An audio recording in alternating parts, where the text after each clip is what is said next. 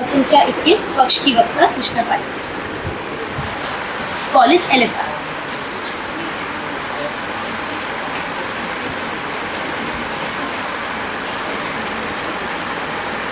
मान्यवर 2023 की एक रिपोर्ट बताती है कि कैसे भारत में लोकसभा के सांसदों में लगभग 88% करोड़पति हैं। आश्चर्य की बात है कि इसी के विपरीत लगभग 90% आबादी इसका बहुत कम संपत्ति की मालिक है।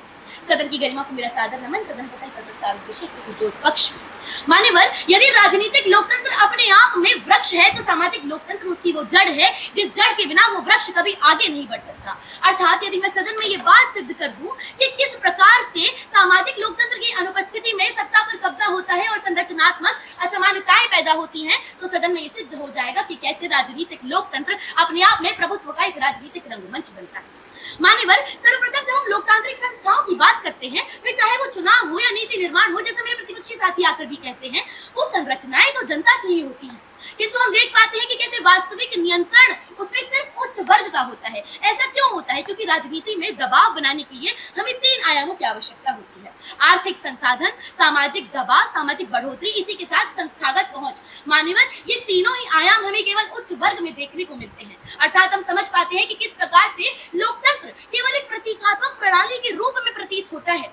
मान्यवर, वहीं दूसरी ओर जब हम देखते हैं तो लोकतंत्र को नैतिक वैधता प्राप्त करने के लिए आवश्यक है समाज में न्याय और समानता के मूल्यों का स्थापन करना। अर्थात हम समझ पाते हैं कि कैसे राजनीतिक स्वतंत्रता बताती है कि सत्ता कैसे बनेगी, और वहीं दूसरी ओर सामाजिक लोकतंत्र बताता है कि उस सत्ता में निर्णय किसके होंगे और उस सत्ता में भागीदारी किसकी होगी।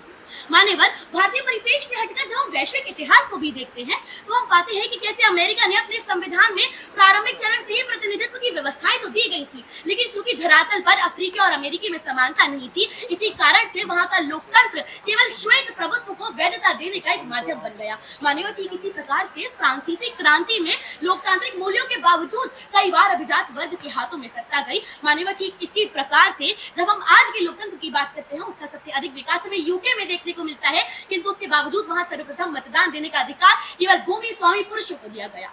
मान्यवर, अर्थात हम समझ पाते हैं कि किस प्रकार से सामाजिक लोकतंत्र के बिना यहाँ धरातल असमानताएं खत्म होने में लोकतंत्र विफल है।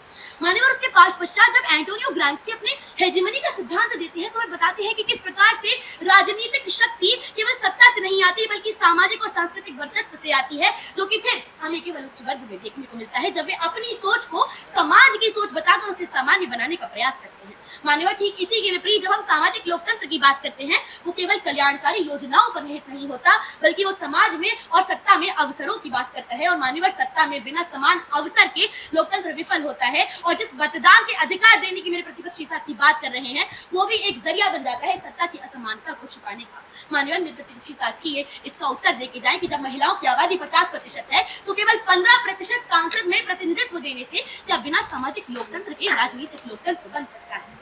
धन्यवाद। सदन पटल पर प्रश्न आमंत्रित है। जी,